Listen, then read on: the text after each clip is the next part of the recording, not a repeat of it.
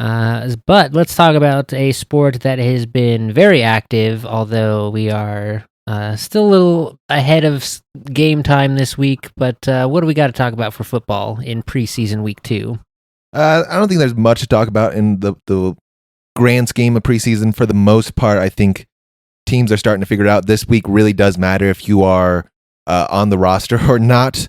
This is sort of, after this week, this is where you'll see a lot of teams do the big chop because the NFL has changed up how many players you can keep and whatnot. So after this week is going to be the big chop of who's going to be on the roster, who's going to get some playing time. So expect to see less big names, I would say, for these preseason games to probably happening right now. In fact, on the Saturday and tomorrow being Sunday. So a lot less recognizable, and you will get to see players who will potentially make an impact on your roster overall. Yeah, I think Broncos announced no starters this week, and then like 8 series or something next week, 8 to 10. Yeah, we'll see a lot more of the starters probably next week because the roster's not nearly as big as they are this week. Yeah, you're gonna use this week to figure out who makes it past the great culling.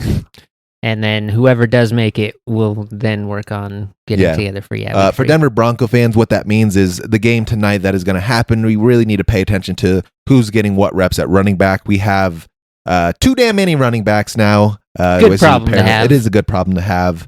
So naturally, J.K. Dobbins and R.J. Harvey, I think, are going to safe to say that they are safe, given that we signed J.K. to a pretty decent contract, and he's the most veteran in the locker room. And Harvey, we used a 3rd round pick on, I do believe. So he needs to be on the roster. Really, what that means is who's going to be in there between McLaughlin, Estime, Beatty, and whoever else that we have in our backfield currently. Yeah, that is definitely a thing to watch out for. I think we've got some bubble guys on the defensive side to see who can fill in on those rotational plays and whatnot. Yeah, God only knows that we need secondary like no other, and the middle is kind of squishy, so figuring out who's going to play there. I would expect to say, I don't know what the middle of our roster look like. I haven't been paying too close attention to our depth chart, but those are the 2 spots where I think a week like this matters to see who's going to potentially even get some real season play time as the season would go on. Yeah, we are set to be playing the Arizona Cardinals this week.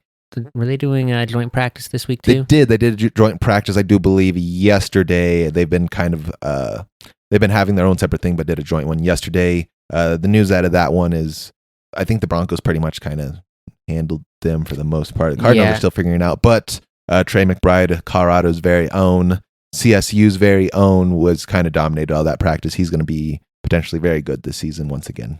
Oh, nice. What else? I saw a couple of funny notes in semi-Broncos related news.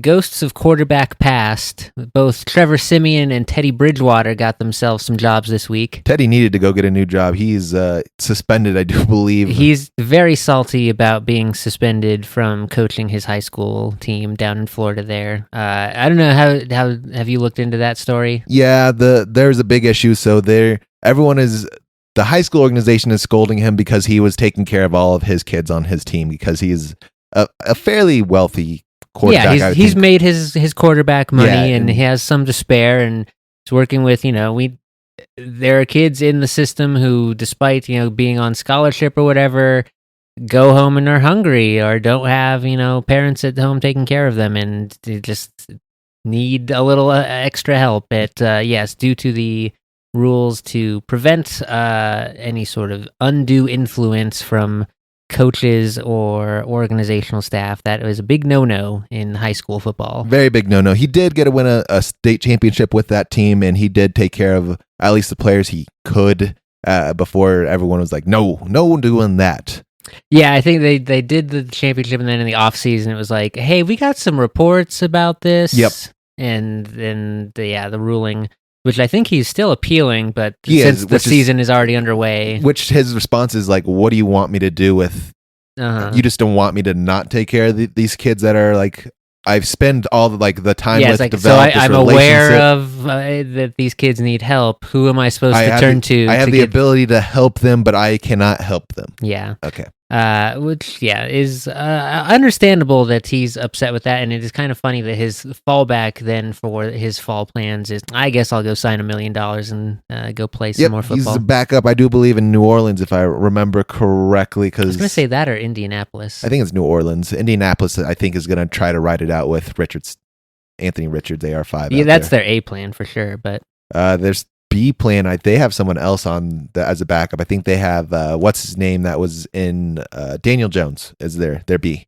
Yeah. That's right. That's where he ended up on his. He's got a kind of it's Tampa Bay that Teddy is back with. He's in Florida. Yeah. Doesn't even have to go very far. Man of efficiency, Teddy Bridgewater.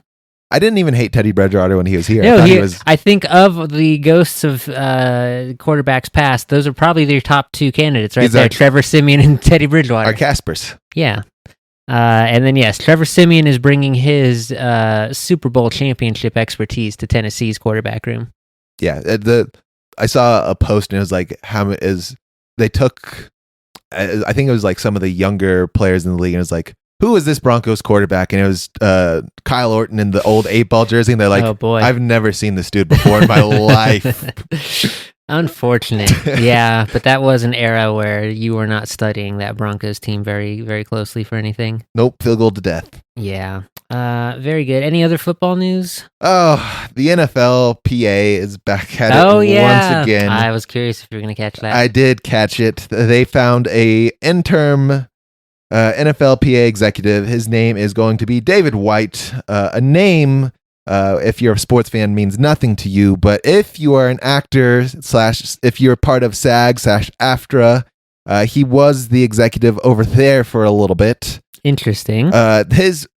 His fame to claim is, I think, one, he was part of the big joining of SAG and AFTRA into one union, which some people were not too thrilled about. Yeah, that's had sort of mixed results. But the controversy to his name in the NFLPA, the NFL says, no, we've completely vetted this guy. He was actually allegedly their first candidate before they signed our guy Hal, who got kicked out. Sure. That's what everyone was saying, but everyone, for some reason, they chose Hal over him. Everyone voted for White, but he didn't get the job. But now he's got it this time, kind of like a runner-up in a pageant, and sometimes you can't fulfill the duty. We got to bring in the runner-up, is what they said. This dude, however, has some problems following him. Allegedly, he threatened to sue. There was a documentary about there were some bad dealings with how some of the SAG people were using children in a lot of essays, sexual assault and whatnot has happened throughout a lot of children actors and whatnot. Drake Bell and whatnot, and there's an organization who actually has sort of a whole database of all the bad things, at least child related, in sort of Hollywood and throughout movies. It's not really a shared thing, and it's kind of a volunteer thing, so it's very it's like a watchdog organization. Yeah, very much kind of a black box right now. Like a lot of with this coming out, it's sort of a first time look at it. Someone reached out to them knowing that they had all this information. Like, yeah, you can come in. It's all kind of a mess because we don't have any organization at all. Our database is kind of all over the place because it's all volunteer work. No one's getting paid for it. It was really maybe not properly. No, not at all. It was basically founded by people who were parents of children who they found. People who want to keep track of these things but didn't have the expertise of how to put together such a database. Correct, and they've been doing it so long that they kind of figured out. But they brought in someone who wanted to come look at all this thing, and it was like a documentary maker. And it's like there's a lot of like potentially like groundbreaking bad stuff in here. So they went out and made this documentary and all that. And David White, being the executive, is like, hey, you need to not make that documentary at all, or at least if you do, you got to take our name out of it, being SAG-AFTRA. And the documentary maker was like, no. So then it would make it seem like you guys didn't do anything wrong. Correct. And that's kind of basically how it was. And he was like, well, I guess we're going to have to sue then about defamation of the organization and all that. So that's what his claim to fame is. Currently trying to bury a documentary about the crimes his organization might have committed. Yep. So I don't. Cool. Yeah. Again, Pablo Torre and Mike Florio has another hour and a half documentary. Sounds like we're probably going to go on to part 5 now. They've already done 4 different parts of this.